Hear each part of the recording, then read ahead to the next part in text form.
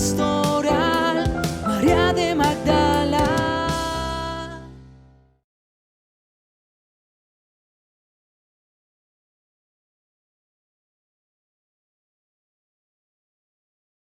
Ya está en línea. Buenas noches, Fray William. Fray William.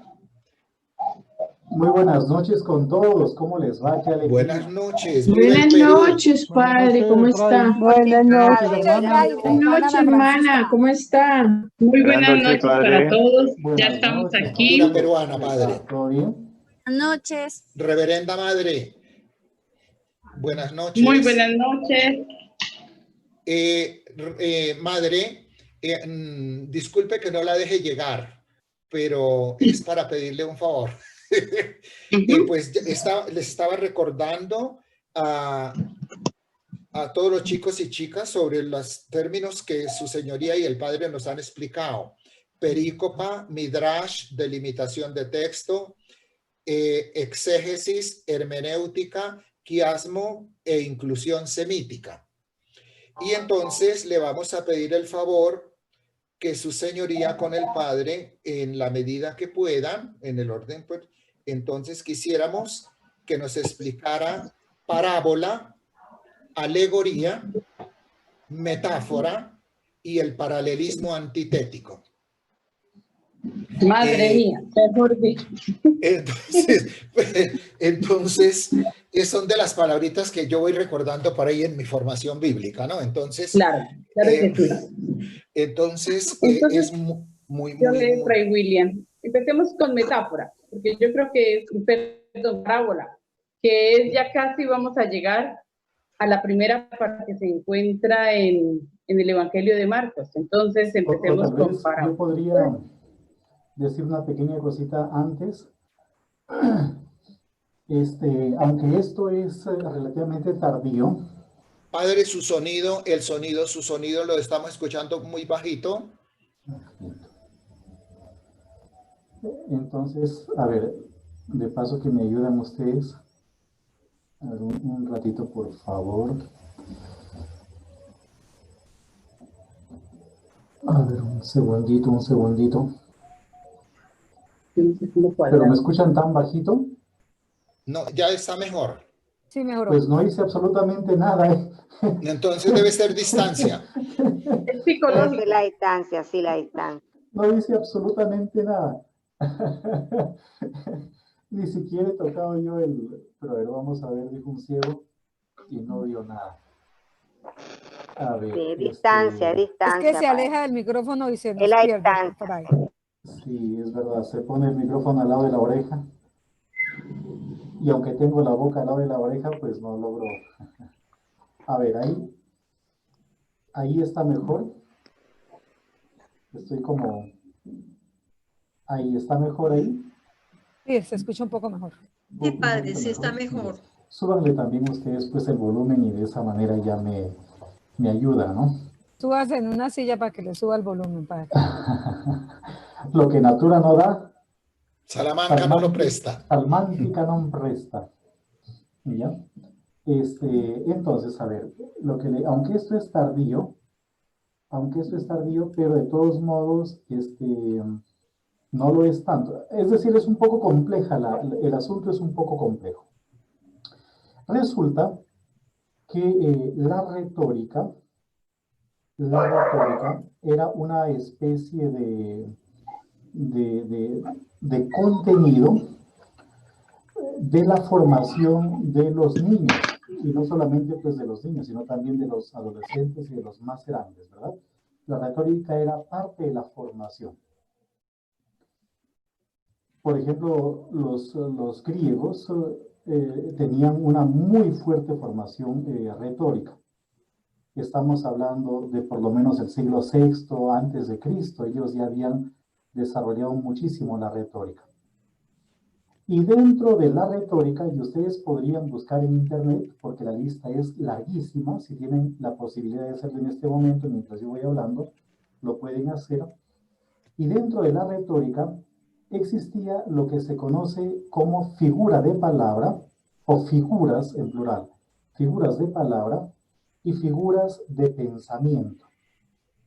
figuras de palabra y figuras de pensamiento, ¿verdad? Eso está presente en la retórica y viene hasta hoy en día. Cuando yo les digo a ustedes, por ejemplo, no tengo ni para el pan, en realidad estoy diciendo una verdad y al mismo tiempo una mentira. Porque para un pan sí tengo. Un pan cuesta ¿cuánto? Pues 200 pesos, 300 pesos, 500 pesos cuesta un pan. Pues para un pan sí tengo. Pero, por ejemplo, para comprarme 1 kilo de carne o 2 kilos de carne, pues no tengo. Obviamente estoy jugando con la imaginación. No piensen que estoy arrancado así. Es simplemente un ejemplo. O cuando les digo a ustedes, por ejemplo, yo estoy buscando un techo donde dormir, yo no es que esté buscando un techo, porque no existe un techo. Un techo solito no existe. Existe un techo sostenido por unos pilares o sostenido por unas paredes. Cuando les digo que no tengo un techo donde dormir, no es que no tenga un techo donde dormir. Lo que les estoy diciendo a ustedes es que no tengo una casa donde vivir. Fíjense que esto que yo les acabo de decir son figuras retóricas. O cuando yo les digo a ustedes, les he dicho 1000 veces, por favor, que cuando entran apaguen los micrófonos. ¿Qué 1000 veces? Les habré dicho 1, 2 veces, o ni una tal vez, ¿no? Pero máximo unas 3 veces, 1000 veces no, es una mentira. En el fondo es también todo eso que les acabo de comentar, una figura retórica, ¿verdad? O yo le digo a una muchacha que tiene los ojos azules, ¿qué es esto de que 2 luceros me estén visitando esta mañana? ¿Qué 2 luceros? Me está visitando ella con sus ojos azules, ¿verdad? O por ejemplo, la rosa envidiaría eso que yo estoy viendo en tu rostro, aludiendo a los labios rojos de una muchacha. Y podríamos continuar. Entonces, los profesores de retórica tenían como la tarea de hacer que los muchachos aprendiesen a utilizar y a exprimir lo más que pudieran el lenguaje. Llevaban el lenguaje al límite y no solamente jugaban con el lenguaje, jugaban con el tono de voz, jugaban también con las poses gestuales, jugaban también con la vestimenta. Solo por ponerles un ejemplo, una de las tareas era decirle, el profesor de retórica le decía a un muchacho, tú eres alguien que va a acusar a este individuo de ser, por ejemplo, un ladrón. Y luego le decían, tú tienes que defenderte de que no lo eres. Creaban por ahí a alguien o instituían a alguien así jugando, a un juez, a un abogado, y era un juicio, pero tan vehemente, tan fuerte, en donde tenían que utilizar todo, absolutamente todo, para poder obtener un resultado. El que hacía de fiscal para poder condenar al otro, el que hacía de acusado para poder defenderse, el abogado pues para defender a su cliente y el juez tenía que al final, en medio de todo ese problema, impartir una sentencia. No puedo hablar porque eso es todo, esa aplicación. Yo les he dicho 1000 veces que apaguen los micrófonos, por favor. Bueno, 2000 veces, porque 1000 de antes y 1000 de ahorita son 2000, ¿verdad? No sé si va quedando claro. Entonces, lo primero que hay que tener en cuenta es que cuando se habla de la retórica, se habla de todo un arte en el manejo del lenguaje, en donde se emplean figuras de palabra y figuras de pensamiento, solo por mencionar estas características de manera general de la retórica. Ahora, ya un poco más tarde, sobre todo en la época patrística, aunque esto la hermana lo va a explicar mucho mejor, viene de parte de los judíos también, en cierto modo, se va a organizar lo que se conoce como los sentidos de la escritura. Los sentidos de la escritura. Y hablamos básicamente de 2 grandes sentidos. Así como nosotros, según la mentalidad griega, somos materia y forma, es decir, somos cuerpo y alma, la escritura también es materia y es forma. Es decir, la escritura es cuerpo y es alma, ¿verdad? Es algo físico y algo espiritual. Atentos a lo que les estoy comentando. Esto para poder entender lo que la hermana nos va a compartir ahorita. De esa manera, lo físico de la escritura es el texto mismo. Lo que el texto dice. Lo que el texto dice en sí mismo. Si el texto dice que Jesús lloró, pues lloró. Pero resulta de que el texto no es solamente físico, sino que el texto es también espiritual. Y es ahí en donde vienen los otros sentidos espirituales de la escritura. Esto simplemente como introducción para poder entender a lo que la hermana en este momento nos va a compartir. Entonces, tengamos en cuenta eso. Desde la retórica, figuras de pensamiento, figuras de palabra. Pero luego tenemos ya en la época patrística, aunque esto viene del judaísmo, pero también viene de los griegos, los sentidos de la escritura. Todo escrito tiene varios sentidos. Yo leo, por ejemplo, en un papel, la torre con la que ayer me encontré es lo más fuerte que he visto en mi vida. Los muros bajo los que me cobijé fueron los más imponentes que yo haya encontrado. Esa es una carta que le escribe una muchacha al muchacho. Y está haciendo alusión a la persona de él, la torre, y las murallas son los brazos que le dieron un abrazo. Entonces, la muchacha no está hablando en realidad de ninguna torre o de ninguna muralla. Eso que acabo de decir, lo acabo de inventar, ¿eh? No lo voy a encontrar en ningún escrito por ahí, lo estoy inventando, ¿verdad? Pero en este caso, por ejemplo, en este ejemplo que yo les he comentado, el muchacho es la torre, las murallas son los brazos, y la muchacha, sintiendo el abrazo del amado, se sintió totalmente protegida. Entonces, en ese sentido, tenemos un texto que dice una cosa, pero que resulta que más allá de lo que el texto está diciendo, se está expresando algo más. ¿Ya? Se está expresando algo más. No sé si me dejo entender. ¿Ya? Entonces, eso es simplemente como punto de partida para lo que la hermana, pues en este momentito nos va a ampliar mucho más todavía.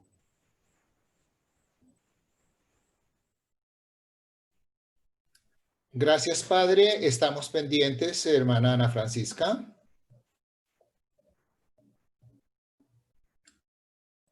A ver, no sé si me oyen. Excelente. Sí, o me hermana. oyen mal. No, excelente. No. ¿Me oyen? Sí. Bien, porque es que aquí donde estoy la señal es un poco mal. Perfecto. Pero se vamos a ver escucha. cómo me oyen. Bien. Entonces la cámara la voy a mantener apagada por aquello de poder, para no perder tanto el internet. Diríamos lo que decía el padre William sobre las figuras de retórica, ¿cierto? Tendríamos que hablar de eso. Hay digamos, en la retórica, para hablar algo así, las reglas de retórica se emplean muchas figuras. Dentro de esas figuras, pues ella nombraba ahora hace un momento Luis Alberto, ¿cierto? La metáfora, la alegoría, los paralelismos también hacen parte, pero quizás hay unas herramientas o unas figuras retóricas que son propias o no tanto propias, que son más empleadas por el judaísmo. Entre ellas, la parábola. Lo que nosotros llamamos la parábola, mejor con el término hebreo, el mashal. El mashal. Entonces, el mashal es diríamos nosotros, eso, para el judío, es una expresión, o de pronto diríamos, mejor voy a volver a emplear la palabra figura, porque no sé bien como qué término emplear, que se sostiene por sí misma. Entonces es una forma literaria de hablar, de escribir, pero también una forma de hablar muy popular en el judaísmo y sobre todo empleada por los rabinos, a través de la cual ellos expresan un pensamiento, pero lo dicen en forma de comparación. Entonces, la parábola es una comparación, así como la metáfora es una comparación, y así como la alegoría también es una comparación, porque todas son comparaciones. Y diríamos nosotros que lo que tiene la parábola es que la parábola, pues al igual que las otras, también podríamos decir que casi parecen, son expresiones que se tienen que mantener por ellas mismas y sostenerse por ellas mismas sin necesidad de explicación. Eso es el machal y eso vendría a ser la parábola. Entonces nosotros diríamos, existen distintas formas de emplear la parábola o distintos, digamos, distintos elementos a los que recurre la parábola. Y nosotros diríamos que lo propio en Jesús es recurrir a lo que es la naturaleza, a lo que son expresiones agrarias o expresiones también pastorales. Entonces nosotros diríamos que las parábolas tienen una característica muy propia en los evangelios, y es que toman como elementos de las comparaciones casi siempre, porque algunos elementos pues no son exactamente así, elementos de la agricultura y elementos del pastoreo. Entonces, ¿para qué se emplean las parábolas? Las parábolas se emplean para pedir en el oyente una actitud. Más que llevarlo a un pensamiento, a un discurso, es pedirle al oyente una actitud, una que surge de una reflexión, y esa reflexión es dada por la comparación. Entonces, ¿a qué se parece el reino de los cielos? El reino de los cielos se parece a uno que tal cosa, pero lo normal es que las parábolas no tengan explicaciones. No deberían tener explicaciones. Sin embargo, nosotros encontramos dos parábolas que tienen explicaciones. Una es la parábola del sembrador y la otra es la parábola del trigo y la cizaña. Las demás parábolas, ninguna tiene explicación, porque eso es propio de la parábola. Ahora, en cuanto a la parábola, es ya una comparación mucho más elaborada, pues porque prácticamente es a veces una narración, y se constituiría como en una pericopa, ella misma. Mientras que la metáfora y la alegoría son también comparaciones, pero que pueden ser introducidas dentro de otro texto. Entonces, a veces está un texto y ahí encontramos una metáfora dentro, tenemos un texto y dentro encontramos una alegoría. La parábola muchas veces aparece como algo solito, ¿sí? Que no tiene nada de discurso después. Una parábola puede ser dicha aquí y el oyente atento, el que tiene oídos para oír, la pone en práctica. O sea, es para practicar, no para aprendérsela, ¿sí? Nosotros nos aprendemos los dichos, nosotros nos aprendemos los proverbios, pero también los dichos y los refranes son ante todo para practicar, para vivir. No sé si esto sirva. En cuanto al paralelismo, el paralelismo también es una figura empleada en el judaísmo de manera particular también, porque al judaísmo le fascina la repetición, a la literatura judía, a los escritos judíos, entre ellos pues la Biblia, claro está. Le fascina la repetición y le fascina escribir en comparación, o sea, haciendo paralelos. Pero los evangelios no trabajan tanto esta figura, trabajan la parábola, la metáfora, la alegoría, pero no trabajan tanto lo que es paralelismo. Esto se encuentra más en la poesía, es decir, en los salmos, en el cantar de los cantares, en los proverbios y en otros textos proféticos donde también se encuentra. No sé si esta explicación les sirva, puede ser útil, es un elemento, digamos, que es también importante para entender los textos bíblicos. Acordémonos también que cuando los evangelistas escribían sus textos, ninguno pensaba en género literario y ninguno pensaba, esto será una metáfora, voy a meter una metáfora aquí. No, es una manera muy propia de hablar, de escribir. Por eso los evangelios y de manera particular Marcos es un texto narrativo, es un texto ágil que va contando y que cuando uno lo lee sin leer títulos se encuentra como si alguien le estuviera contando quién es Jesús, ¿cierto? Y cómo se desarrolla la existencia de Jesús en medio de su pueblo, cómo predica, cómo pasa en medio de su pueblo sanando, cómo pasa enseñando, llamando discípulos. Entonces diríamos, no, yo no creo.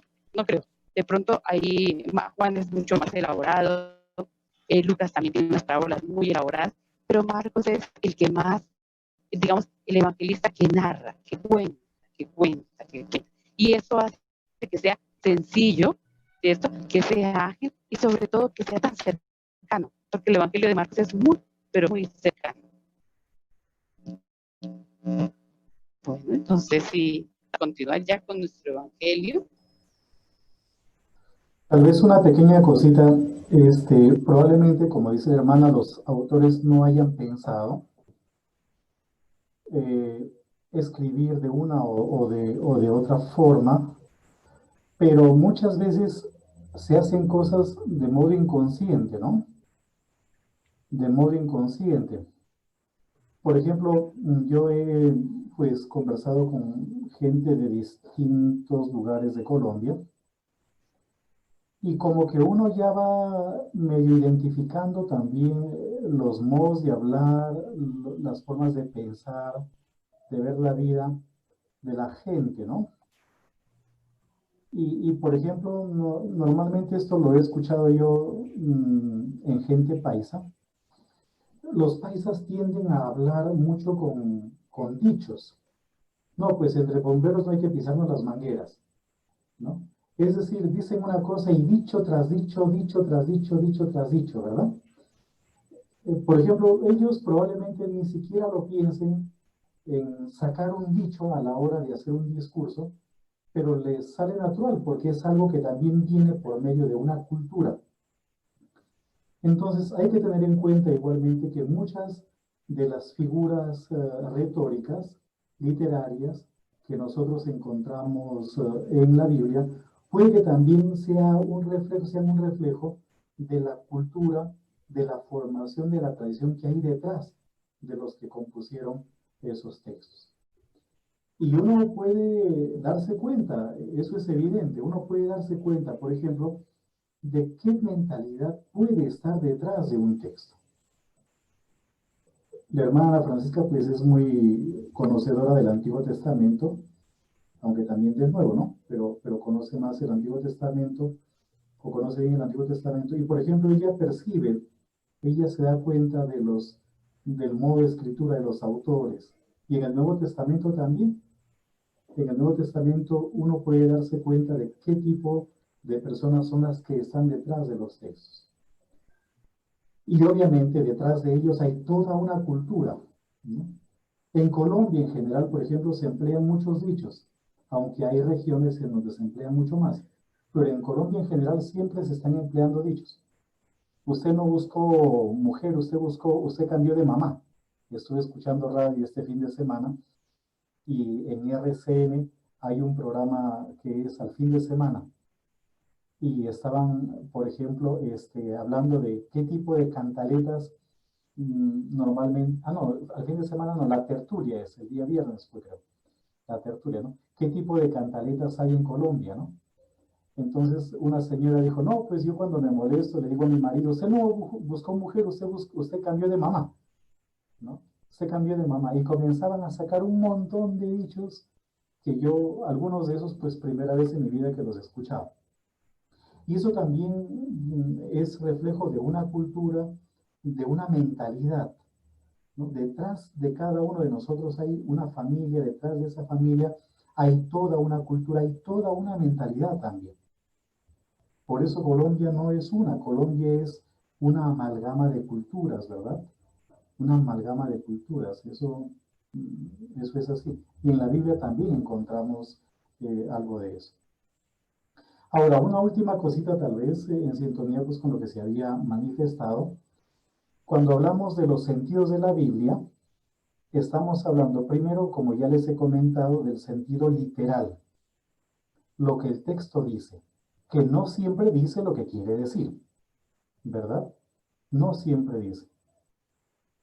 No le toques la melena al león. No le toques la melena al león. ¿Sí? Lo que yo estoy diciendo es no le toques la melena al león. ¿Verdad? Pero en realidad yo quiero decir eso, no. Lo que yo quiero decir es no le tomes el pelo a una persona que es más fuerte que tú y que te puede hacer daño. o que te puede responder. Entonces, ahí entramos a otro sentido.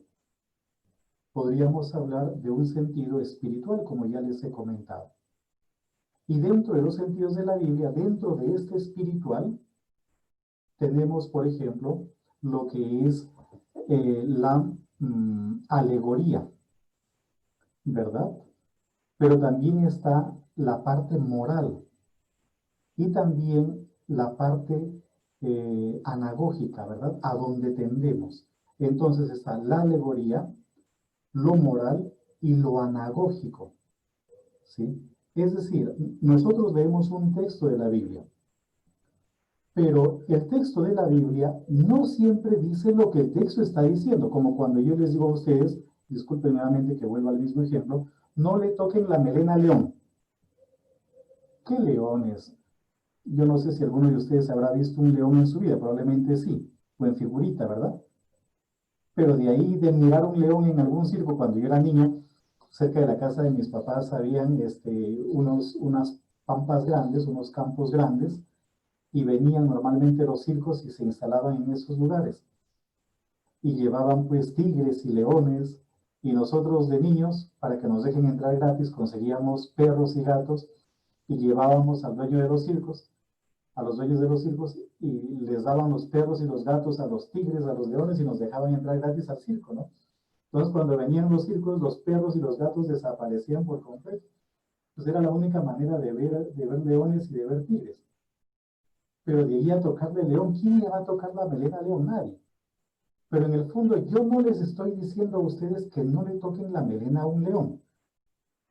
Lo que yo les estoy diciendo a ustedes es que no se pongan a fastidiar a alguien que les va a responder de alguna manera, que los va a humillar, o que no molesten a alguien que les puede dar un golpe y les puede hacer daño. Ahí tenemos el otro sentido. Entonces, cuando nosotros leemos la Biblia, debemos tener en cuenta que hay que primero entender el sentido literal. En Colombia se utiliza mucho eso. ¿Ya? En Colombia se utiliza muchísimo eso. No des papaya. Literalmente dice, no des papaya. O sea, yo lo entiendo perfectamente. No dar papaya. No dar papaya significa no dar la papaya. Y yo conozco la papaya y conozco el verbo dar. Entonces, ahí tienen el sentido literal. No dar papaya. Pero ustedes no quieren hablar de eso. Ustedes no están hablando de la fruta. Ustedes están hablando de algo más. Ese es, por ejemplo, el sentido alegórico. Ese es el sentido alegórico. En el fondo es una alegoría. Es una alegoría. Eso es una figura alegórica. Por eso, yo creo que responderíamos a todas las, o a gran parte de las preguntas que se plantearon ahora, teniendo en cuenta las figuras de pensamiento y las figuras de palabra. Esto, miren ustedes en internet, escriban ahí, figuras retóricas de pensamiento, figuras retóricas de palabra, y les va a aparecer una lista que no lo terminamos de estudiar en el mes que viene. Una lista interminable, ¿verdad? Por Luego, ejemplo, la parte moral, es decir, también la Biblia nos enseña a nosotros cómo dirigir nuestra vida. Cómo dirigir nuestra vida. Entonces, la Biblia nos enseña a nosotros cómo comportarnos. Eso es lo tropológico, lo que se conoce como la tropología, ¿verdad? Pero resulta que no solamente se nos enseña a Perdón, nosotros Fray, ¿la qué? cómo la tropología, el sentido tropológico o moral, sentido moral. Pero resulta que la Biblia no solamente nos enseña cómo comportarnos, sino que al mismo tiempo nos dice a dónde tiende nuestra vida, a dónde se dirige. ¿Ya? Y esa es la anagogía. Anagogía, a dónde tendemos. Por lo tanto, la Biblia nos muestra el camino hacia dónde tiende nuestra vida, al más allá. al más allá, que es un sentido escatológico, no teleológico solamente, lo moral sería más bien teleológico, sino esto es más bien, este de acá es hacia dónde tiende, pero en el sentido final de la existencia, no algo palpable por los sentidos, sino mucho más allá, trasciende la parte Conducir hacia sensitiva. arriba. Anagogía significa literalmente eso, ¿ya? Es la Conducir hacia parte arriba. escatológica. En griego hay dos palabras para decir fin. Uno es la palabra telos. Los que han comprado el diccionario de griego, fíjense por favor en el tomo 3, en la parte final. Si se fijan bien, yo les acerco aquí. Ahí tienen ustedes, ya, telos. Ahí lo pueden ver. Ahí dice telos. ¿Lo ven? Telos. Es justo al final. Disculpe, al final padre, de... ¿me repite el nombre del diccionario que dice? Este de acá. Vocabulario griego. Gracias. Sí, entonces si se fijan bien, al final tenemos la palabra telos. Ya, telos, ahí está, justo al final. Telos. ¿Qué significa telos? Significa fin, pero fin físico. Por eso es que yo utilizo un teléfono. Teléfono. Televisor. Telescopio. Telepatía. Si se fijan bien, telégrafo. Si se fijan bien, todas esas palabras que yo les he mencionado tienen a la palabra telos detrás. Teléfono, telepatía, televisor, telescopio, telégrafo, ¿verdad? Claro que muchos de ustedes pues no conocen lo que es el telégrafo, ya porque son del siglo XX. En cambio los que somos, bueno, del siglo XX no, ya casi XXI, ¿no? En cambio, los que pues hemos nacido medio en la mitad del siglo XX, sabemos todo eso y mucho más, ¿ya? Si se dan cuenta, tienen a la palabra telos como un componente de las mismas. ¿Pero qué significa telos? Telos significa fin, pero un fin físico, palpable por los sentidos. Cuando yo hablo de un teléfono, fono, sonido, es decir, un sonido que se va hasta el final. ¿El final de qué? De un cable. Claro, hoy en día tenemos el teléfono celular, pero aún así, digamos que yo escucho o envío mi voz a donde se acaba la señal. Por eso cuando nosotros estamos viajando, ya no hay señal, claro. Ya no hay señal. Ya se acabó la señal, se rompió la señal, ¿verdad? Pero antes era por medio de un cable. Entonces, al final del cable me escuchan mi voz, o yo escucho al final del cable. Lo mismo la palabra televisor, aunque es un híbrido, porque la palabra telos es griego y la palabra visor es latín. ¿Qué significa televisor? Literalmente es mirar al final, donde hay un receptor. Ahí puedo ver. Más allá del receptor ya no puedo ver. O un telescopio. ¿Qué cosa es el telescopio? El telescopio es lo que me permite ver al final de donde llega el poder del telescopio. Más allá ya no puedo ver. En cambio, la otra palabra es la palabra eschaton, que significa final o significa último, pero último en cuanto a sentido. Como cuando le decimos al niño, por ejemplo, ¿y cuál es el fin de tu vida? ¿O cuál es el fin que le vas a dar a tu vida?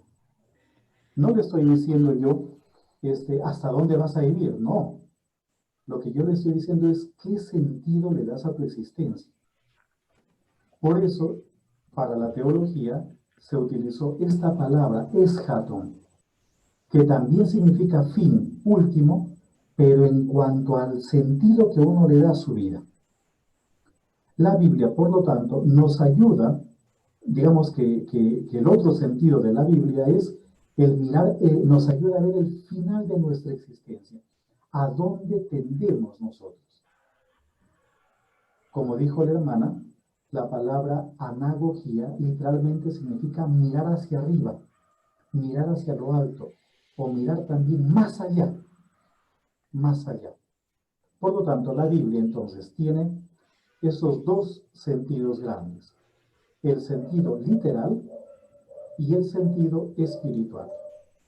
Y dentro del sentido espiritual distinguimos lo que es, por ejemplo, la alegoría, lo que es la tropología o la moral, y lo que es la anagogía o el sentido último de la existencia.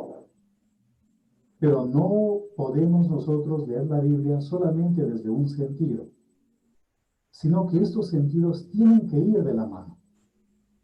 Ya tienen que ir de la mano. Esto es lo que en la Edad Media se va a conocer, y lo digo en latín, como el sensus plenior, o el sentido pleno. Cuando uno entiende todos los sentidos de la Escritura, todo eso se conoce o es visto por los padres de la Iglesia, aunque también por los doctores ya medievales, como el sentido pleno de la Escritura. Hay una frase en latín, yo la digo a ver si me acuerdo, que sintetiza un poco todo esto, ¿no? Es Litera gesta. Litera, ahí está, litera gesta doce. Litera gesta doce. Qui credas alegoría, qui hagas moralia, qui tendas anagogia. Potendas anagogía. Yo se la traduzco. Ahí está, tradúzcalo. La letra enseña los hechos. La alegoría, lo que hay que creer. La moral, lo que hay que hacer. Y la anagogía, hacia dónde tender. Pero ahí tienen los sentidos de la Escritura. Entonces, ahí dentro está obviamente las figuras. Por eso, miren, nosotros no podemos leer la Biblia literalmente, no la podemos leer. Porque podemos caer en muchos errores, como sucede con los protestantes, ¿verdad? Sobre todo en este tiempo. No podemos leer la Biblia literalmente, es un pecado. Por allá hay una pregunta. Sí, ¿Dónde? hermana, yo quisiera que usted repitiera la traducción para nosotros tomar nota, que está muy interesante. La traducción es la siguiente. La letra enseña los hechos. ¿Cierto? Litera gesta doce. Letra Cuando se habla de enseña letra, los está hechos. hablando del texto, ¿no? Sí, la letra. La alegoría, lo que hay que creer. En latín, qui credas alegoría. La moral, lo que hay que hacer. Malis quid hagas. Y la anagogía, hacia dónde tender. O sea, hacia dónde conducir la vida, hacia el final, ¿no? Hacia dónde tender. Potendas anagogía.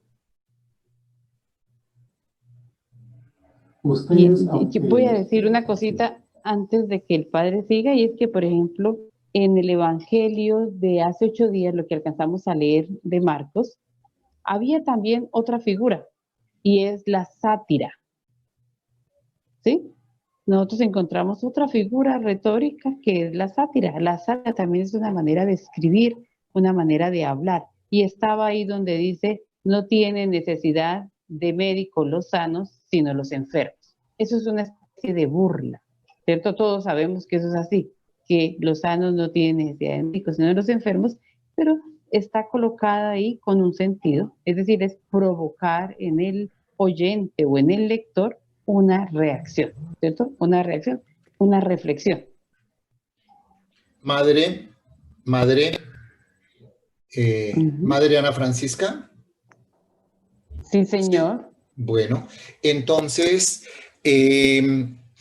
podríamos decir, por lo menos así lo enseño yo, espero no haber enseñado un error, creo que no, que por ejemplo, cuando el Evangelio habla de la vid, yo soy la vid, eso es una alegoría. Y la alegoría está compuesta por varias metáforas, como para que nos quede así A ver si lo repito. Sí, podríamos decir, o podríamos, Sí. digamos, porque nosotros le hemos dado el título de alegoría. Nosotros, Sí. acuérdense que todo esto es cuando empezó a realizarse una lectura crítica de los textos bíblicos siglo XIX. Aunque los padres de la iglesia ya los han estudiado, nos han entregado mucho material, existió una corriente o muchos biblistas que empezaron a trabajar en el siglo XIX y empezaron a hablar de los géneros literarios. Antes no se hablaba de eso, de géneros literarios. Ustedes no van a encontrar nunca a San Agustín o a San Jerónimo hablando de géneros literarios, aunque de pronto Jerónimo por ahí utiliza alguna cosita, pero cuando más se empezó a trabajar la cuestión de géneros literarios fue a partir del siglo XIX. Sí, a partir del siglo XIX. Pero entonces sí, digamos, tradicionalmente hemos visto en Juan 15 la alegoría de la vid y los sarmientos. Juan 10, la alegoría de el buen pastor y sus ovejas, ¿verdad? Sí, entonces se puede leer así, digamos, como textos alegóricos. Y la alegoría consiste en ¿qué? En descubrir la comparación. Ya sabemos que pues Jesús no es una mata, una planta, no es una vid, ¿cierto? Ni que nosotros somos ramas, sino es alegórico, para darnos a entender un mensaje mucho más profundo, porque acuérdense que la alegoría nos tiene que llevar es a creer, a despertar la fe, en ese sentido, ¿no? De los textos bíblicos. Gracias, Ahora, madre. tal vez simplemente a manera de curiosidad, ustedes habrán escuchado hablar de Orígenes, el gran Orígenes. Ah, sí, el Cantar de los Cantares lo interpreta alegóricamente. Tengo el libro por ahí, amarillito. El comentario El Cantar de los Cantares. Y él perteneció, de esto pues sabe mucho más mi hermana Francisca, él perteneció a una escuela, la escuela alejandrina, que era exactamente ese libro. Ese libro es una joya, aunque está incompleto, pero es una joya. ¿Ya? Aunque hay otros antiguos también que han escrito comentarios al Cantar de los Cantares, pero ese texto es una joya. Él, por ejemplo, es alegórico. Él perteneció a una escuela, a la escuela de Alejandría, que era netamente alegórica. Pero hay una difamación en contra de Orígenes. Esto lo recoge Eusebio de Cesarea en la Historia Eclesiástica. Y se afirma o más que se afirma, Eusebio de Cesarea, que es pues un padre de la iglesia del siglo V, ¿verdad? V, VI. Este padre de la iglesia, él trae una tradición de que Orígenes se habría castrado, porque interpretó literalmente: si tu ojo te es ocasión de pecado, sácatelo; si tu brazo te es o si tu mano te es ocasión de pecado, córtatelo; si tu pie te es ocasión de pecado, córtatelo también. Y él pues habría llegado a esa parte noble y descubrió que era ocasión de pecado y se cortó, o sea, se castró, literalmente se castró. Pero por ejemplo, yo pienso que eso es imposible que haya sucedido con Orígenes, que es literalmente imposible. ¿Por qué motivo? Porque Orígenes era alegórico. Nunca habría interpretado la escritura de esa manera, jamás lo habría hecho, jamás. Sino que Orígenes fue en su época un genio, y él tuvo después que huir de Alejandría, se fue a Cesarea, porque le hicieron la vida imposible, lo persiguieron mucho, porque era muy inteligente, pues le tuvieron envidia, y yo creo que le crearon esa mala fama. Entonces, para que vean ustedes lo peligroso que puede ser la lectura literal de un texto, de cualquier texto. ¿Ya?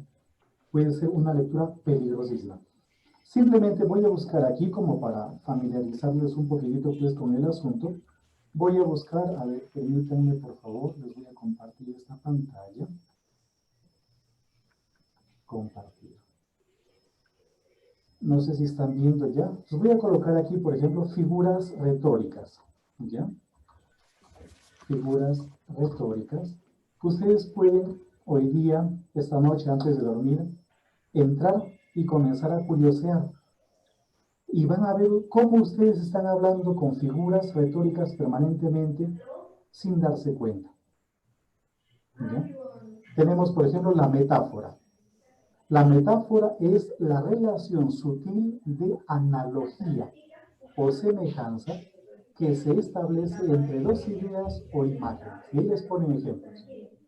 Tus ojos son verde selva, ¿verdad? Y ahí está la explicación para indicar que el color de los ojos se asemejan al color de la selva. O era su cabellera oscura, hecha de noche, ¿verdad? Y de dolor.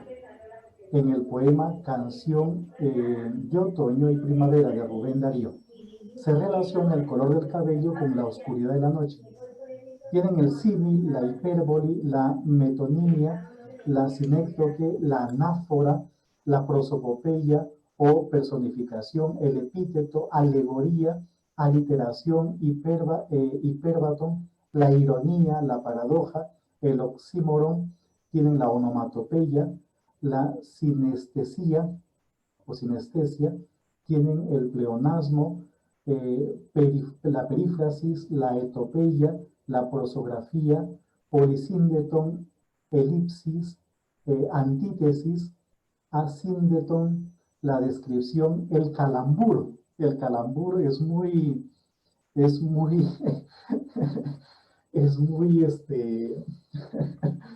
muy frecuente, ¿no? Sobre todo en los que hacen chistes. Miren, el calambur es la figura retórica que consiste en la reagrupación de sílabas o palabras con el objeto de modificar el significado de una oración oculta que oculta un doble sentido. Por ejemplo, hay tortilla o hay tortilla. Si lloviera o si lloviera, ¿verdad? Aunque para los que distinguimos la Y de la L como que no suena mucho. Pues les digo uno, aunque es un poco vulgar, pero pues también sirve, ¿ya? Yo me ofrezco o yo me ofrezco, ¿verdad? Eso, por ejemplo, es un calambur, ¿ya? Es una figura retórica. Y así como eso hay miles, el apóstrofe, la gradación, el retroencano o conmutación, el quiasmo, y estas son las 30 figuras pues que esta muchacha, o esta página, mejor dicho, ha encontrado. Y así como eso tienen ustedes muchísimo más. Yo recuerdo cuando hacía los cursos de Biblia, llevábamos un curso o varios cursos de retórica. Y era leer toditita las figuras, uno termina pero empachado. Fíjense que ahí estoy empleando una figura retórica porque uno nunca termina empachado de esto. Uno se empacha por la comida. Para que vean ustedes cómo la figura retórica siempre sale al paso. Pero nosotros terminamos con indigestión de tantas figuras retóricas, pero no solamente era eso, sino era leer textos bíblicos y comenzar a ver qué figuras retóricas están detrás. Porque los autores, querrámoslo o no, están formados también en retórica. Aunque hayan sido de origen judío o lo que sea, era un poco la manera de formarse en la antigüedad, de estudiar en la antigüedad. Entonces, por ejemplo, un bonito ejercicio, si quieren ustedes, pues, profundizar más en la retórica, un bonito ejercicio es que se familiaricen con todas las figuras retóricas y luego de familiarizarse, lean un texto bíblico. Por ejemplo, Marcos, ya que estamos con Marcos. Y comiencen ustedes leyendo atentamente a comparar qué figura retórica está detrás. Sería un ejercicio extraordinario. Sería un ejercicio genial, genial, ¿no? Entonces, Perdón, William. Sí, Anita. Ahí creo que en el blog, sino que aquí yo no puedo mirar, pero creo que en el blog hay un libro que nosotros trabajamos con los alumnos métodos de estudio bíblico y creo que se llama como figuras de dicción bíblicas, figuras de retóricas o de dicción en la Biblia y lo encuentran en el blog, creo que es página mía, creo. Entonces, para decir que ahí hay ya un, digamos, un diccionario, es un diccionario de figuras retóricas o de dicción, algo así, ya encuentran la figura retórica y los ejemplos en dónde se encuentran. Sí, aquí No sé está. si es ahí. En Poéticos Sapienciales. Ustedes lo están viendo ahora. Ya lo encontré. ¿Sí? ¿Cómo se llama? Diccionario de figuras de dicción. Ese. Ujú. De Bullinger Ahí y está. La Cueva. Está el PDF que lo pueden descargar si quieren. Ahí lo están viendo. De Bullinger y La Cueva. Ujú. Entonces es una ayudita también para ver cuántas de estas figuras, que son muchísimas, pues están en la Biblia. Exactamente. Entonces, como les Bueno, he yo creo que nos comentado, vamos pues, con Marcos porque ya nos queda media horita. fíjense que ahí tienen ustedes una especie si quieren meterse más, y le van a encontrar gusto. Y van al mismo tiempo a darse cuenta del modo como hablamos. Nosotros estamos empleando, aunque inconscientemente, muchas figuras retóricas en un día. ¿No te da pena hacer sufrir a tu madre? ¿Verdad? Esa, por ejemplo, es una figura retórica empleada por la mamá. Están manipulando al hijo, ¿verdad? O sea, nosotros hablamos con mucha retórica, con muchas figuras retóricas a cada instante. O cuando dicen, por ejemplo, su merced o su reverencia, esas son figuras retóricas también. Y lo que se busca en el fondo es convencer, lo que se busca es agradar, lo que se busca es obtener el favor de alguien. Y eso es lo que hace la retórica. Todo eso. Y la retórica iba mucho más allá, porque también se centraba en la vestimenta, en la cara que debía colocar. Por ejemplo, si yo estoy denunciando a alguien que me agredió, puedo llorar, tengo que desfigurarme el rostro, ¿verdad? O si yo quiero dar un discurso ante alguien que quiero que me contrate para un trabajo, tengo que dar también una imagen distinta de la que normalmente tengo. Todo eso. Todo eso. Y la Biblia está llena de mucha retórica, ¿no? De mucha retórica. Esto lo digo yo. Reverenda Madre y Reverendo Padre, gracias por la clase de retórica. Bueno, entendimos. Esa es otra figura retórica. En pocas palabras, ya cállense y comiencen con el tema. Eso también.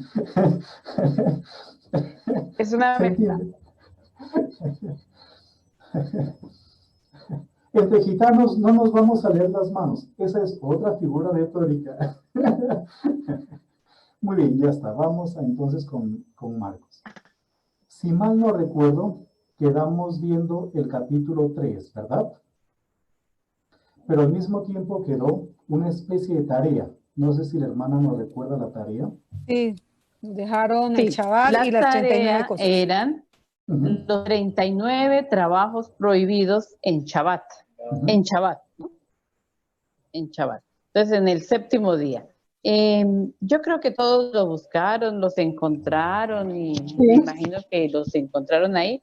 Y si ustedes se dan cuenta, esos trabajos, esos 39 trabajos prohibidos tienen que ver es con lo agrícola, con lo, digamos, con las labores que realizaba normalmente una familia, ¿sí? En la antigüedad, Pero de manera particular, porque es que, digamos, el Shabbat es un día destinado al descanso, pero también tiene que descansar la tierra, también tiene que descansar, digamos, el burro que yo tengo, el asno que yo tengo, también tienen que descansar los sirvientes o las personas que trabajan en mi casa. Es un día de descanso que cobija a toda la casa, toda la casa entra en descanso. Entonces, por eso los trabajos son los trabajos no solo que yo haría, sino que también los que viven conmigo harían. ¿Sí? Nosotros diríamos, si fuéramos fieles, nosotros diríamos, es el día de descanso para la señora que cocina siempre en mi casa. Ese día tiene derecho a descansar no cocinando. Es el día de descanso para aquel que tiene que ir, por ejemplo, a transportar tal carga, llevarla de un lado al otro. Es un día para que descanse el obrero, es un día para que descansen todos los miembros, vuelvo a repetirlo, de la familia, pero más allá de la familia. Es un día pleno, el descanso pleno. Entonces, diríamos nosotros, sin embargo, cuando uno va a ver ya la tradición judía, ese descanso no prohíbe la atención al necesitado. ¿Sí? No la prohíbe, no. Ni siquiera, por eso dice que si tu burro se cayó, tú vas y lo sacas. ¿Sí? Si algo pasó, hay un incendio, pues tú vas y apagas el fuego. No, porque por encima del Shabbat o del sábado está el hombre. Eso lo dice el Pentateuco, eso lo dice la tradición judía. El problema es con los maestros fariseos que quisieron colocar por encima del hombre al sábado. Y Jesús lo que hace no es pelear con la ley. Jesús no pelea con la ley, Jesús no pelea con el Pentateuco. Jesús pelea con las tradiciones fariseas, con las tradiciones de los rabinos. Y es ahí donde él quiere colocar o recordar que por encima del sábado está el hombre en sus situaciones de necesidad, sobre todo de necesidad. Entonces, yo creo que no nos vamos a quedar aquí como a revisar la tarea ahorita, y yo creo que la hicieron muy bien, porque ya no nos queda mucho tiempo, ¿no? Ya nos queda media horita para avanzar en Marcos, y pues con lo de las figuras de dicción nos demoramos siempre un momento. Entonces, Padre William. Entonces, estábamos viendo, si mal no recuerdo, el capítulo 3, versículos del 1 al 6, ¿verdad? Ahí fue donde nos si quedamos. Quiere quitar dejar de compartir. Ya. Bueno, ahí está. Entonces, como les estaba comentando, pues capítulo 3, versículos del 1 al 6. Entonces, dice lo siguiente: entra otra vez dentro Jesús en una sinagoga. Otra vez entró Jesús en una sinagoga, y había allí un hombre que tenía una mano seca. Creo que eso ya lo leímos, ¿no? De todos modos, lo vuelvo a leer. Y le observaban para ver, no miento, lo que leímos fue lo del paralítico. Eso no. Y le observaban para ver si lo sanaba en el día de reposo. Ya sabemos que el día de reposo es pues el sábado, pero los judíos no hablan de sábado. Los judíos hablan del día primero, el día segundo, el día tercero, y el último día, el sábado, para nosotros es el día de reposo. Porque los nombres son paganos, y los nombres están en relación también con divinidades paganas. Por eso nosotros, por eso los judíos no mencionan hasta la actualidad, no lo mencionan. No tienen nombres para los días, sino números, primero, segundo, tercero, y obviamente el día de reposo. Estamos hablando obviamente del día sábado. Y le observaban para ver si lo sanaba en el día de reposo, para poder acusarle. Aquí encontramos algo que es tremendamente duro, y esta va a ser una constante en la vida de Jesús. El estar permanentemente al acecho para al final poder hacer algo. Estamos traduciendo ya el capítulo 15 del Evangelio de Marcos, ¿no? Ya nos encontramos en el capítulo 15. Pero, por ejemplo, en el capítulo 14 ya arrestan a Jesús. Y es ahí en donde los sacerdotes, el sumo sacerdote o los sumos sacerdotes, porque también se habla en plural, los sacerdotes, los escribas de los fariseos ya se juntan y comienzan a poner en común todo lo que habían estado observando medio individualmente, ¿no? Todo lo que habían estado observando. Es decir, miremos también al Evangelio de Marcos como una especie de obra de teatro, ¿no? Una especie de obra de teatro. Es decir, los personajes van actuando hasta que al final hay todo un desenlace. Entonces, ahí aparecen muchas cosas de lo que normalmente pues, Jesús ha hecho. Pero volvamos nuevamente al texto. Y mirando, en el versículo 4. Entonces les dijo, porque Jesús, en el versículo 3, me estoy saltando. Y dijo al hombre que tenía la mano seca, levántate y ponte aquí, en el medio, ponte en el centro. Están obviamente dentro de la sinagoga, ya, dentro de la sinagoga. Ahora, sería bueno, por ejemplo, nuevamente mirar la sinagoga de Cafarnaúm, ¿ya? Para que nos hagamos una especie de idea.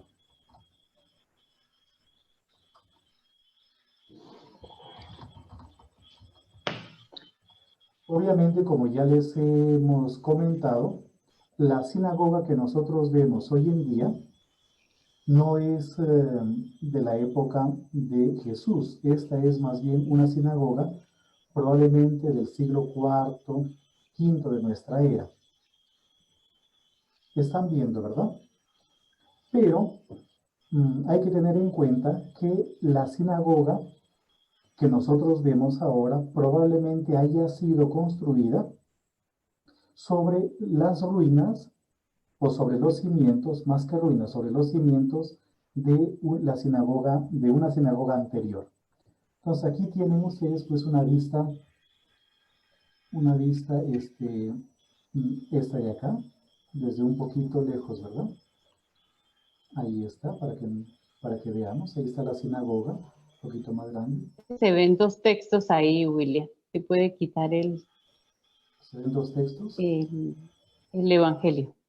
Ay, perdón, es que como para... A ver, entonces... Creo que es esta de acá. Ahí está. Ahí tienen ustedes pues una vista de la sinagoga. A ver si buscamos otra. Si encontramos otra. Por ejemplo, esta. Primero una vista panorámica para que se hagan una idea. Esta de acá está muy bonita. Esta nos permite, por ejemplo, ver una sinagoga. Creo que no, a ver cómo debería abrirlo. Aquí está. Miren, esta es una muy bonita vista. Una muy bonita vista. Entonces, aquí está más o menos el modo como habría sido pues la sinagoga en la época de Jesús. Probablemente no era tan imponente como esta ya del siglo IV, V. Y le dijo, ponte en el medio, ¿no? Entonces imaginemos que lo colocó por donde está el cursor más o menos, o se colocó por donde está el cursor más o menos en este momento. Y dice, a ver, y dijo al hombre que tenía la mano seca, levántate y ponte aquí en el medio. Y entonces les dijo, ¿es lícito en el día de reposo hacer el bien o hacer el mal? ¿Salvar una vida o matar? Lo que ya mencionó la hermana Ana Francisca, ¿verdad? Por encima de la ley del sábado, por encima del día de descanso, está justamente el ser humano. Pero ellos guardaban silencio porque conocen la respuesta. Conocen la respuesta. Y mirándolos en torno con enojo. Esta es una especie de particularidad en el Evangelio de Marcos, perdón. Jesús tiene ira. En varias ocasiones aparece pero furioso. Y este carácter así fuerte de Jesús va a ser ablandado por los otros evangelios. Pero literalmente aparece en el texto griego que él tiene ira, que se enoja mucho.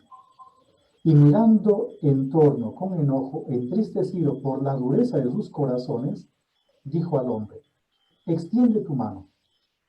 Y él la extendió, y su mano quedó sana. Pero cuando los fariseos salieron, enseguida comenzaron a tramar con los herodianos en contra de Jesús para ver cómo podrían destruirlo. Fíjense ya desde el punto de vista pues más espiritual que aquí tenemos una especie de radiografía del ser humano. Es decir, el ser humano no siempre está buscando algo para mejorar, sino para hacer daño. Y los fariseos, y en este caso pues también los herodianos, lejos de dejarse impactar por el acontecimiento extraordinario que acaban de ver, en el fondo lo único que hacen es maquinar cómo hacer daño a ese que acaba de cumplir o de realizar un gesto extraordinario. Podríamos sacar incluso un montón de enseñanzas para nuestra vida, aunque ya no entraríamos propiamente dicho en la parte, entraríamos mejor dicho en la parte pues, más espiritual y en la aplicación para nuestra vida, ¿no? Aquí hay algo importante. Sí. Sí, preguntaban hace un momento en el chat que si podríamos ver una sátira, ¿no? Quiere decir que esto va entrando ya en nuestra mente, como ir leyendo los textos. Y diríamos que sí, en el versículo 4, ¿no? Preguntaba, perdón, aquí, ¿quién preguntaba? Preguntaba Miguel Ángel, ¿cierto? Si esto podría ser una sátira. Diríamos que sí, porque es algo que sabemos, pero que tenemos necesidad de que alguien nos lo diga así con fuertecita, o si quieres, más que una sátira, sería una ironía. Aquí sería más una ironía, ¿cierto? Todos sabemos que en el sábado prima la persona. Sin embargo, se nos olvida. Y así nos puede pasar también a nosotros, ¿cierto? El día Pero del también, Señor por encima de la asamblea, digamos, por encima del rito, más bien, está la persona. Pero también se nos puede olvidar. Lo que yo quiero ahorita es como retomar un poquito el final de este texto, y es donde dice que los fariseos salieron inmediatamente y deliberaron con los herodianos cómo acabar con él. Entonces tenemos dos grupos. Uno, el de los fariseos, que son los hombres, digamos, eh, cercanos al pueblo, los hombres que interpretan la ley, los hombres del que Jesús también hace parte, ¿cierto? Del grupo de los fariseos, pero tenemos al lado el grupo de los herodianos, que ya es muy distinto, porque los herodianos, en cambio, son los que están unidos o prácticamente aliados con los saduceos, con el poder, con los saduceos y por consiguiente con Roma. Entonces, ¿qué está diciéndonos el texto? Que ya desde el inicio, ¿cierto? Cuando Jesús comienza a actuar, ya empiezan a unirse las distintas facciones que existen y que se van a colocar o que se van a, digamos, a posicionar contra Jesús. Entonces, acuérdense que esto es muy maquiavélico, diríamos nosotros, ¿cierto? Se unen para acabar con algo, ¿sí? Hombres que eran enemigos, como los fariseos y los herodianos, por ejemplo, no se pueden ver. Los fariseos y los herodianos son antagonistas, pero se unen en este caso para atacar a quién, para poder atacar a Jesús.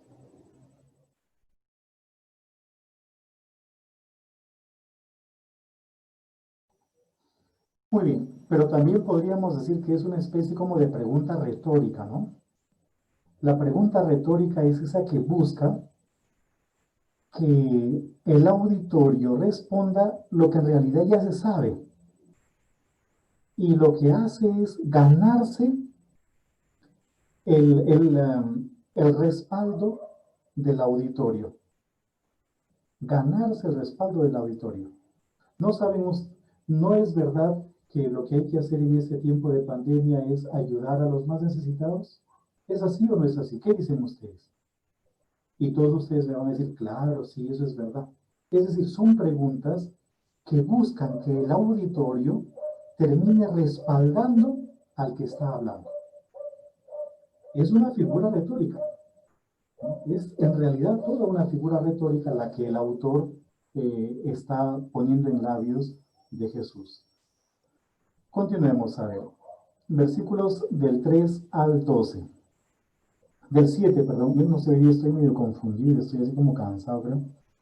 Jesús se retiró al mar con sus discípulos y una gran multitud de Galilea le siguió, y también de Judea, de Jerusalén, de Idumea, del otro lado del Jordán, y de los alrededores de Tiro y Sidón. Una gran multitud que al oír todo lo que Jesús hacía, vino a él. Entonces vamos a mirar el mapa. Vamos al mapa.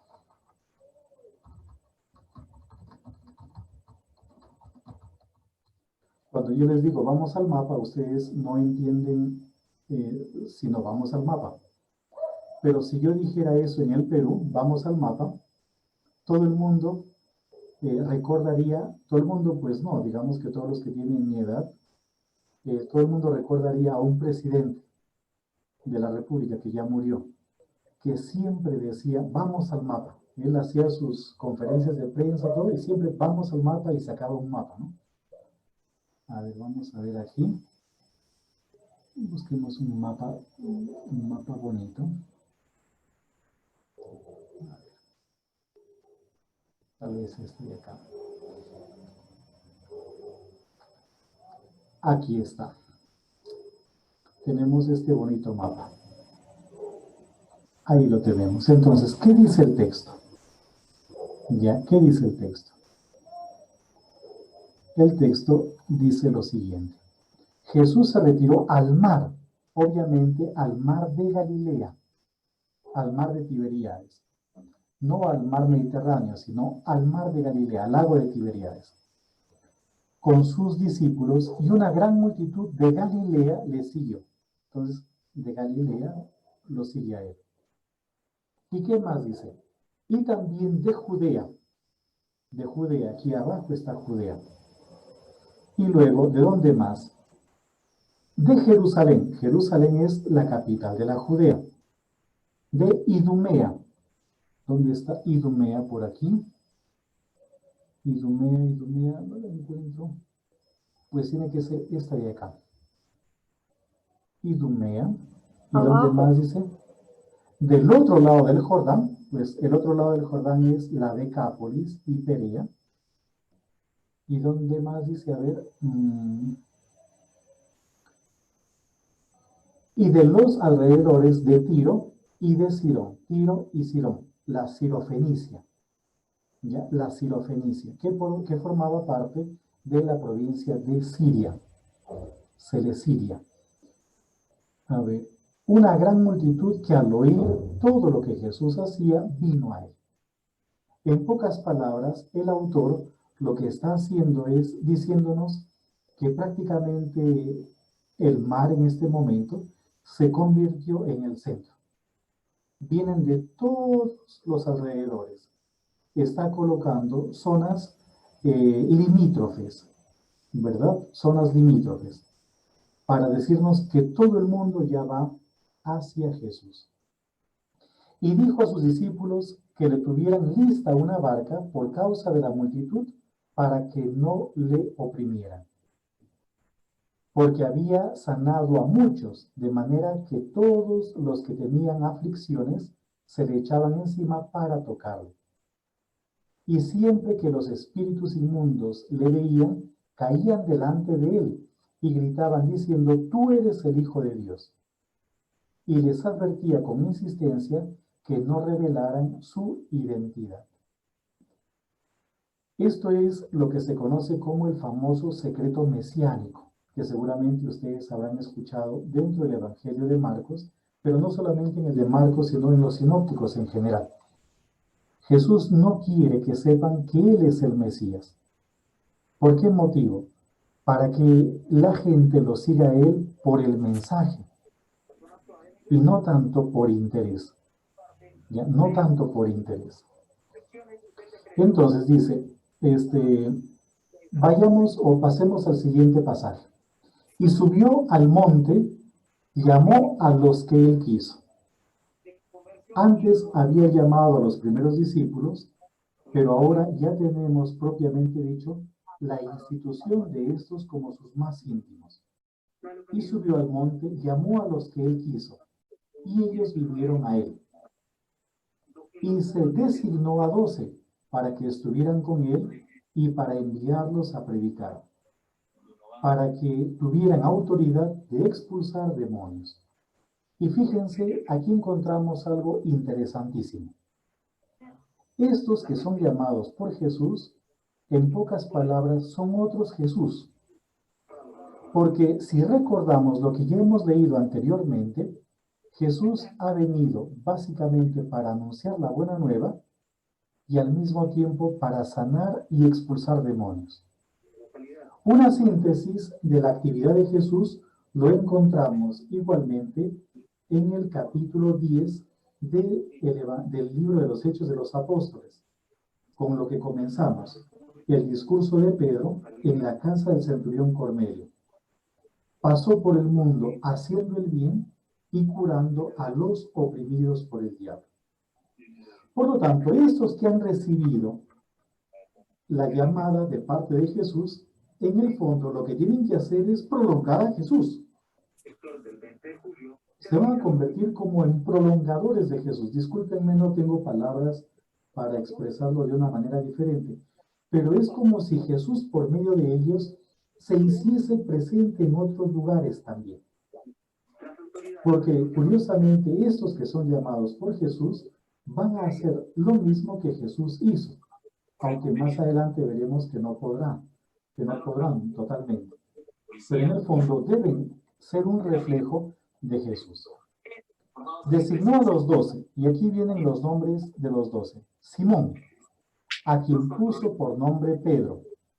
Jacobo, hijo de Zebedeo, y Juan, hermano de Jacobo, a quienes puso por nombre Boanerges, que significa hijos del trueno. O sea que Jesús ponía apodos. Andrés, Felipe, Bartolomé, Mateo, Tomás, Jacobo, hijo de Alfeo, Tadeo, Simón el cananita, y Judas Iscariote, el que también le entregó.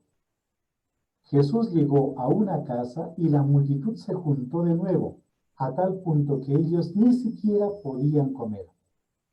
Cuando sus parientes oyeron esto, fueron para hacerse cargo de él, porque decían, está fuera de sí.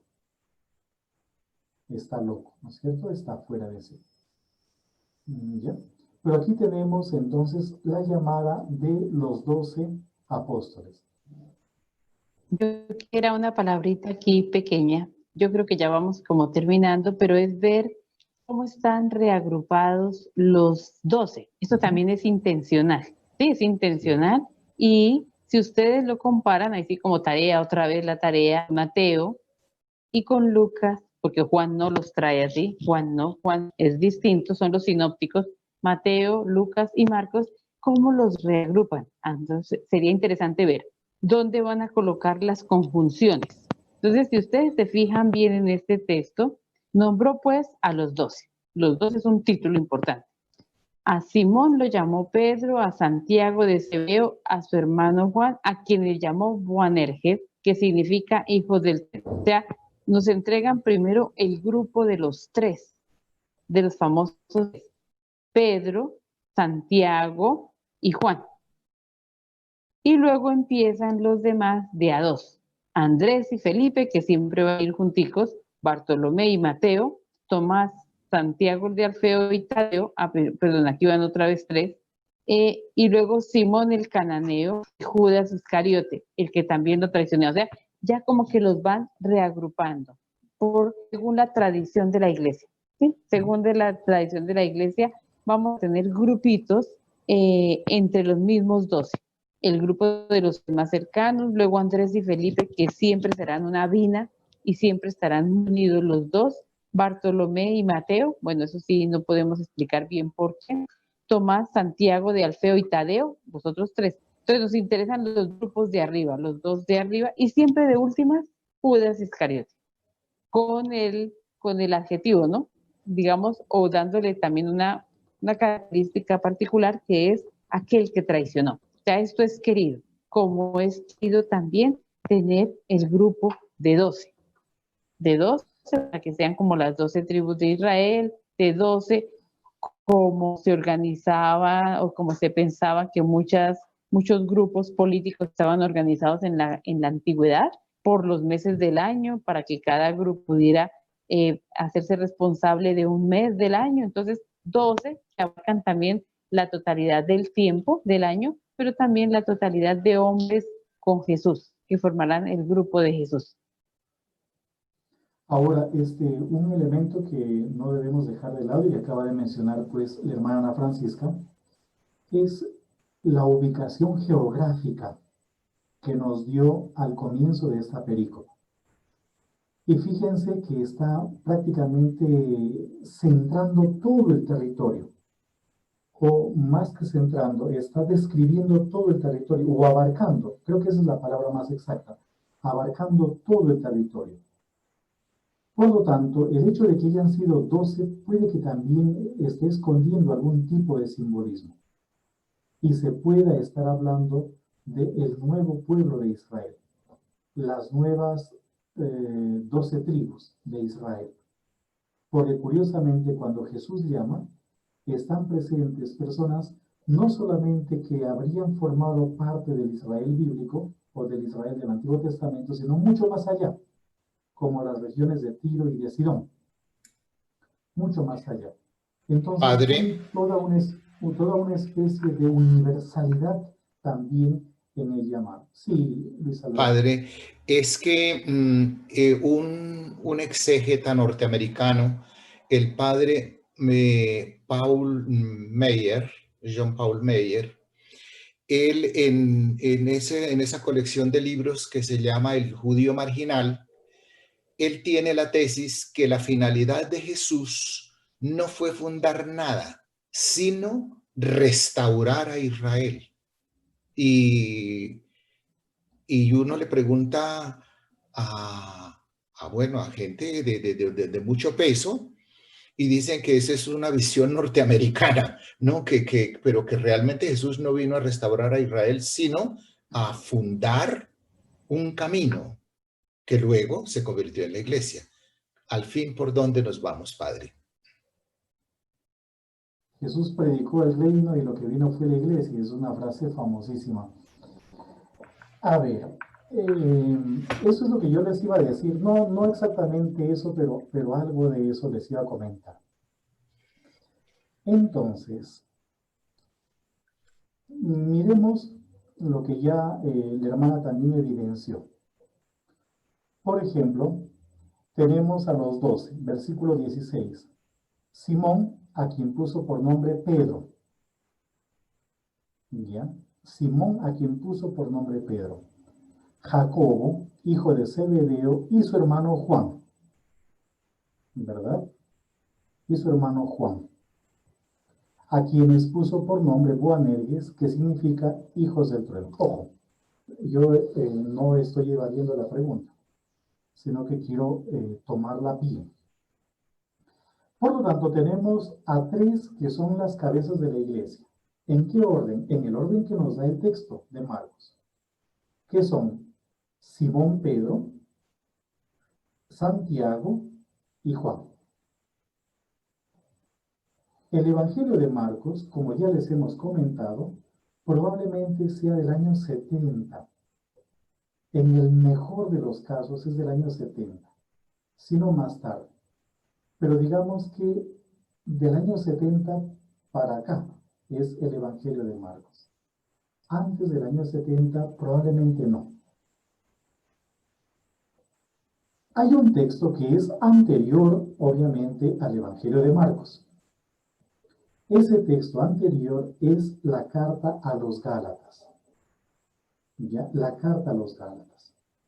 La carta a los Gálatas debe ser entre el 50 y el 55. Estamos hablando entre 15 a 20 años antes del Evangelio de Marcos. Y estamos hablando de unos 15 años después del acontecimiento pascual. Es decir, 15 años de existencia ya tendría el cristianismo. Ojo que no estoy hablando de iglesia ni nada, estoy hablando de cristianismo como tal. Ya tendría unos 15 años. ¿Por qué les hablo de la carta a los Gálatas? La carta a los Gálatas es una carta autobiográfica. Es la carta más autobiográfica que nosotros tenemos de Pablo. Yo lo voy a decir de memoria. Ustedes cojan por favor la carta a los Gálatas desde el capítulo 1 hasta el capítulo 2. Yo lo digo de memoria, ¿verdad? Más o menos dice así, a ver si ustedes retoman, cogen el texto. Dice, pues bien saben ustedes, hermanos, cómo era mi conducta anterior. ¿Ya? Cómo era mi conducta anterior cuando perseguía encarnizadamente a la iglesia de Dios para devastarla. ¿Sí? Más cuando aquel que me separó desde el vientre de mi madre y tuvo a bien revelar en mí a su hijo, al punto, sin pedir permiso alguno, ni subir a Jerusalén, donde los superapóstoles o donde los apóstoles, ya, me fui a Arabia. De ahí volví a Damasco. Más o menos dice el texto así. Pero un poco más adelante viene toda la controversia en Jerusalén y un poco más adelante viene todo el problema con Pedro. ¿Ya? Con Pedro. Pero ¿qué cosa es lo que dice el texto. A ver, 14 años después, debe decir más o menos así al texto. 14 años después, subí a Jerusalén, movido por una revelación, para entrevistarme con los apóstoles, para preguntarles si había corrido o había corrido en vano. Sin embargo, ellos nada nuevo nos impusieron, solamente nos dijeron que nos acordásemos de los pobres, lo que siempre hemos tratado de hacer. Pero ahí viene algo interesante. Habla de las cabezas de la iglesia. ¿Cuáles son las cabezas de la iglesia? Entonces, ahí sí, miren ustedes el texto de Gálatas. ¿Cuáles son las cabezas de la iglesia que aparecen en Gálatas?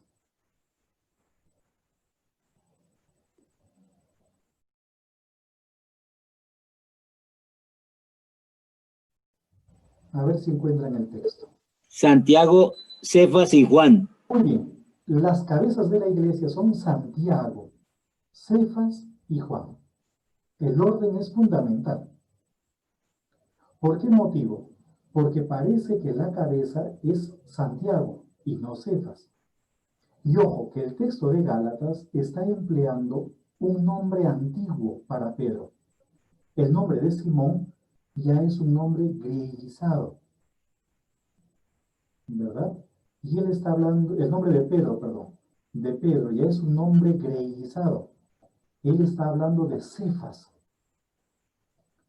Sí, él está hablando de Cefas, que es un nombre arameo. Él está empleando una palabra aramea. Eso significa de que el autor de la carta a los Gálatas, o los autores de la carta a los Gálatas, tienen una tradición antigua, más fresca todavía. En cambio, el Evangelio de Marcos ya es más tardío. Pero ¿por qué les digo que la cabeza de la iglesia es Santiago? Más adelante aparece la controversia en Antioquía. Me parece que es el capítulo 2. Lo digo de memoria, también ustedes corroboren ahí en sus Biblias. Dice, pero cuando Cefas bajó a Antioquía, me enfrenté con él severamente, porque su proceder era digno de reprensión. Resulta que antes que llegasen los de Santiago, él comía en compañía de los hermanos.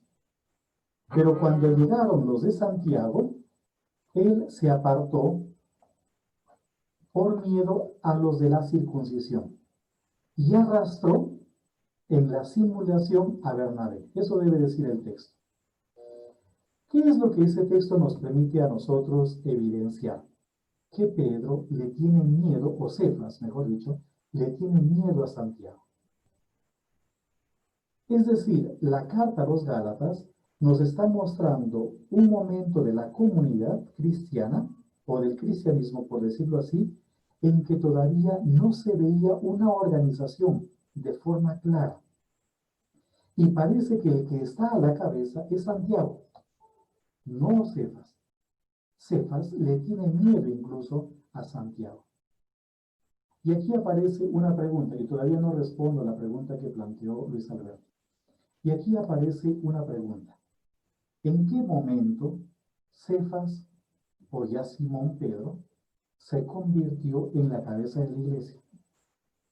El Evangelio de Marcos, por lo tanto, está evidenciando una comunidad más estructurada, una comunidad más organizada. No nos está reflejando el cristianismo primitivo en su totalidad. Nos está hablando ya de todo un camino recorrido, todo un camino organizado. Yo añadiría a lo que mencionó Luis Alberto para problematizar aún más el asunto, lo que dice Antonio Piñero. Hay conferencias de él en internet. Antonio Piñero fue cristiano católico, pero hoy en día es agnóstico. ¿Ya? Hoy en día es agnóstico. Pero es toda una autoridad. Él, por ejemplo, es uno de los más grandes conocedores de la literatura apócrifa. Hay publicaciones bajo su dirección y conoce muy bien al pensamiento paulino. Y él, por ejemplo, se centra mucho en Pablo, porque obviamente la literatura paulina es anterior a los evangelios, y él dice de que Pablo nunca fue cristiano en su totalidad. Yo discrepo en algunas cosas con él, ¿verdad? Discrepo en algunas cosas, en algunas afirmaciones que él hace, pues yo no estoy de acuerdo con ellas. Pero él lo que en el fondo dice es que él es un judío que espera la llegada del Mesías y la consumación de la historia. Y él tiene en su cabeza, lo digo de manera muy simple, el argumento que él da. Y Pablo había tenido en su cabeza la idea de que cuando se completase un determinado número de convertidos al judaísmo, se acabaría la historia. Por lo tanto, lo que en el fondo Pablo estaría haciendo no es tanto dando a conocer a Cristo. Lo que en el fondo estaría haciendo, dice Antonio Piñero, Pablo, es haciendo que la mayor cantidad de gente entre al judaísmo para que de esa manera se produzca pues la llegada a ellos. Yo discrepo en algunas cosas con él, me tomo pues obviamente salvando las diferencias, ¿no? Él es una persona mucho más formada y con bastante recorrido, pero aún así yo en algunos puntos no estoy de acuerdo con su pensamiento, con la manera que tiene de argumentar. Ahora sí, voy a tratar de responder a lo que mencionó Luis Alberto. Es en realidad una pregunta difícil de responder. Porque resulta que los textos que nosotros leemos ya son textos fruto de una comunidad organizada, de una comunidad estructurada. La pregunta es de si los que organizaron la comunidad, estructuraron la comunidad, interpretaron correctamente o no el Espíritu de Jesús. Ese es el gran problema. Ese es el gran problema. Por ejemplo, ahora como que estamos pues en plena traducción del Evangelio de Marcos, como ya les he comentado, estamos en el capítulo 15, es evidente que lo que está haciendo o lo que están haciendo los editores del Evangelio de Marcos es ya respondiendo a estructuras existentes de predicación. Y obviamente responde también a estructuras ya organizadas de una comunidad. Por lo tanto, podríamos decir que el Evangelio de Marcos no es un libro que nos permite conocer totalmente la historia, objetivamente hablando, de Jesús. Lo que nos permite ver el Evangelio de Marcos es la manera como ya están asumiendo la enseñanza relacionada con Jesús y cómo están viendo a la persona de Jesús. Pero intentar ver al Evangelio de Marcos como un libro de historia, eso es un acto totalmente ingenuo. Querer ver, por ejemplo, al Evangelio de Marcos o a los evangelios en general como una descripción de los acontecimientos, eso es un acto totalmente ingenuo. Nadie lo aceptaría, absolutamente nadie. Pero hay algunos elementos históricos ahí. Y esos elementos históricos los vamos también poquito a poquito evidenciando. Como por ejemplo, algunas frases, ¿verdad? Algunas actitudes, el hecho de estar predicando algo. Algunos gestos que definitivamente tienen que ser históricos, que podrían a nosotros abrirnos las puertas para al final ver si de verdad quiso crear algo diferente o simplemente quiso restaurar a Israel y proponer un nuevo Israel. No nos olvidemos que nosotros hablamos de la iglesia como el nuevo Israel. ¿Qué se entiende eso? ¿Cómo se entiende eso? ¿Y por qué utilizamos esa figura también? Que nosotros somos el nuevo Israel. Yo entiendo que no he respondido directamente, tal vez con un sí o con un no, a la pregunta, pero es que es difícil responder con un sí o con un no, por todo lo que ya les acabo de comentar. Concretamente los nombres de los apóstoles. Aquí tenemos 3 en la cabeza: Pedro, Santiago y Juan. Y curiosamente en la carta a los Gálatas, el orden es distinto, el orden es diferente. Aquí ya tenemos en el Evangelio de Marcos una comunidad más o menos estructurada, más o menos organizada. El Evangelio de Mateo, y perdón que hable del Evangelio de Mateo, es mucho más estructurado. El Evangelio de Mateo, por ejemplo, tiene que ser visto por el final, tiene que ser leído comenzando por el final. Vayan y hagan que todas las gentes sean mis discípulos. Enséñenles a guardar todo lo que les he mandado. Bautícenlos en el nombre del Padre, del Hijo y del Espíritu Santo. Y sepan que yo estoy con ustedes todos los días hasta el fin del mundo. Por ejemplo, la comunidad de Mateo ya es una comunidad estructurada, en donde ya hay todo un proceso de formación para los que se van a incorporar en la comunidad. Ya hay toda una catequesis bautismal o prebautismal. El Evangelio de Mateo refleja ya mucho más que el Evangelio de Marcos una comunidad bien organizada y bien estructurada. Por lo tanto, el Evangelio de Marcos es una catequesis para los que van a formar parte de la comunidad. El Evangelio de Marcos, acuérdense de lo que les hablamos en las 2 primeras sesiones, las 2 primeras semanas, cuando comenzamos a hablarles de Primera de Corintios, incluso de Hechos de los Apóstoles también. Como por ejemplo el Evangelio de Marcos responde a un esquema, a una estructura de predicación. Y el Evangelio de Marcos ya evidencia la existencia de una comunidad. Pero la pregunta sigue sin resolver. ¿Jesús quiso crear una comunidad o es obra de los seguidores de Jesús que después terminaron interpretando eso en Jesús y comenzaron a organizar una iglesia? Pero yo también me atrevería a decir de que Jesús, si bien es cierto, no pudo haber dicho algo de manera explícita sobre el crear un grupo, probablemente implícitamente sí. Hoy día comenzamos pues un cursito que dura solamente una semana, recibiendo un cursito sobre Qumran, ¿no? Sobre Qumran. Y son 2 personas extraordinarias de Israel las que dan este curso. Uno de ellos trabaja en la Universidad Hebrea de Jerusalén y el otro es nada más y nada menos que el director del Museo del Libro en Israel también, en donde están justamente todos los objetos e instrumentos que se descubrieron en Qumran. O muchos, no todos, pero muchos por lo menos.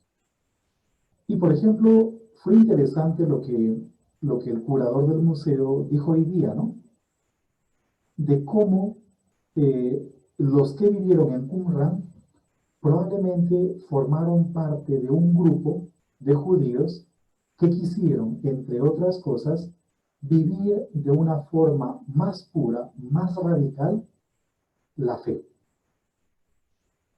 Si eso es así, podríamos pensar de que existieron varios grupos con sus propios líderes en donde de una u otra forma se buscaba justamente vivir de manera más radical. Formaban grupos, formaban comunidades. Juan el Bautista no es la excepción, él también forma un grupo. Y Jesús, obviamente, habría formado un grupo. Entonces, si bien es cierto, puede que no hayan elementos así claros, contundentes, pero es probable que sí, en el interior de Jesús haya estado el deseo de hacer que la fe sea más pura y de crear un grupo más radical, por decirlo de alguna manera. Por eso, una palabrita aquí, por eso Theissen y otros autores hablan del movimiento de Jesús. Y creo que es más acertado hablar de el movimiento de Jesús como otros movimientos, con la caracterización propia, pues, que van tomando los cristianos a medida que avanzan de generación en generación. Entonces, él emplea la palabra movimiento de Jesús, como Jesús y sus seguidores, el grupo impulsado por Jesús y aquellos que luego van a continuar su misión. Bueno, qué clase tan maravillosa, ¿no? Hoy sí la cumbre, pues. Bueno, padre, madre, gracias. Pero la gente ya se está retirando. Quisiéramos seguir acá en este delicioso banquete. Gracias, padre, gracias. No, muchas gracias a ustedes, muy amables. Le entendí su respuesta y sobre todo me ha dado usted un punto que nadie se atreve a afirmar.